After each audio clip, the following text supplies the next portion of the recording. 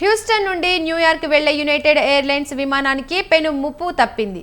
George bush అంతర్జాతీయ విమానాశ్రయంలో విమానం టేకాఫ్ అవుతుండగా అకస్మాత్తుగా దాని రెక్కల్లో ఒకదాని నుండి మంటలు చెలరేగాయి. వెంటనే అప్రమత్తమైన సిబ్బంది అత్యవసర తలుపును తెరవగా ఇన్ఫ్లేటబుల్ సైడ్లు ఓపెన్ అయ్యాయి. దీంతో ప్రయాణికులు సురక్షితంగా దించేశారు. వెంటనే అక్కడికి చేరుకున్న ఎయిర్పోర్ట్లోని అగ్నిమాపక వాహనాలు మంటలను ఆర్పివేశాయి.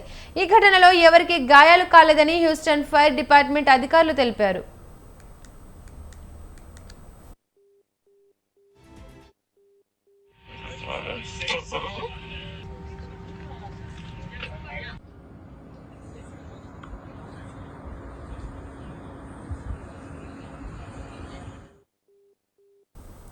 విమాన ఇంజిన్లో సాంకేతిక సమస్య తలెత్తడంతో మంటలు అంటుకున్నాయని అధికారులు వెల్లడించారు. ప్రమాదం జరిగిన సమయంలో మొత్తం 104 మంది ప్రయాణికులు, 5 సిబ్బంది ఉన్నట్లు చెప్పారు.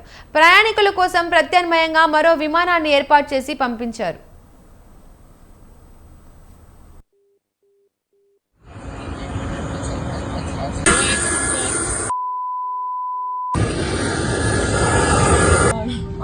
Please get us on. So far, this is jet.